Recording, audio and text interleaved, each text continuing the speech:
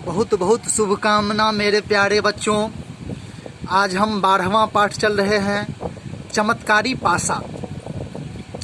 पासा हम उसको कहते हैं, जैसे हम लूडो में खेलते हैं तो जो छकड़ी होता है उसको हम पासा बोलते हैं। उसी एक चमत्कारी पासा का कहानी यहाँ दिया गया है। बहुत पुरानी बात है। भास्कर नाम का एक व्यक्ति था। वह बहुत गरीब था। उसकी कमाई से उसके परिवार को पेट भर 2 वक्त की रोटी भी नहीं मिल पाती थी। एक दिन उसने गांव छोड़कर शहर में भीख मांगकर गुजारा करने का निर्णय लिया। वह अपनी पत्नी और अपने 2 बच्चों के साथ शहर गया। उसने शहर में अपनी पत्नी और बच्चों के साथ दिन भर खाक छानी, मगर फिर भी इतनी भीख न मिली कि वह चारों पेट भरकर खाना खा सके। अगले दिन सुबह सुबह वह शहर के एक धनी व्यक्ति के दरवाजे पर गया। उसने उससे कुछ चावल मांगे, परंतु उस धनी व्यक्ति ने उस पर तरस खाने के बजाय उसका अपमान करके वहां से भगा दिया। भास्कर अपने मन को महसूस कर वहां से चल दिया। कुछ ही दूर चला था कि रास्ते में उसे एक फरिश्ता मिल गया। फरिश्ता का मतलब होता है ईश्वर भगवान। उस फरिश्ते ने भास्कर पर तरस खाकर उसे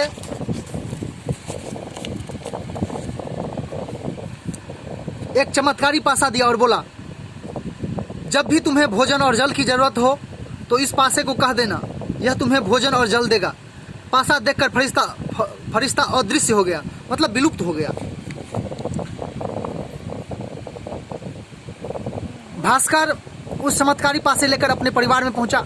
वहां पहुंचकर उसने उस पासे से भोजन और जल की मांग की, परंतु उसके सामने चांदी की थालियों में विभिन्न प्रकार के स्वादिष्ट पकवान और चांदी के गिलास में ही पानी प्रकट हो गया। भूखे परिवार ने पेट भर भोजन किया और उस चमत्कारी पासे को लेकर अपने गांव लौट आए। अब उन्हें अपने लिए खाने पीने की कोई चिंता नहीं थी। एक दिन भास्कर ने अपने पड़ोसी के पास भी वैसा ही एक पासा देखा। उसके पास इस तरह का पासा देखकर उसका हृदय ईर्ष्या से भर उठा। उसने मन ही मन सोचा कि यदि ऐसा ही अनोखा पासा मेरे पड़ोसी के पास भी है तो मेरे लिए यह पासा बेकार की वस्तु है। उसने अपने पड़ोसी के प्रति अपने मन की जलन अथवा ईर्ष्या से दुखी होकर अपने पास रखे पासा उठाया और बोला, मेरी इच्छा यह है कि इस तरह के जितने लोगों के पास भी पासा है उन सब में इच्छा पूरी करने की शक्ति तुरंत निष्प्रभावी हो जाए, मतलब समाप्त हो जाए। कोई भी पासा किसी की इच्छा पूरी करने में समर्थ न रह सके। यह कहकर भास्कर ने अपने पासे की जांच करने का फैसला किया। वह पासे से बोला कि तुरंत स्वादिष्ट पकवान और स्वच्छ जल प्रस्तुत करो, किंतु उसके बार बार कहने पर भी उस पासे ने कुछ प्रस्तुत नहीं किया। यह देखकर भास्कर बहुत प्रसन्न हुआ।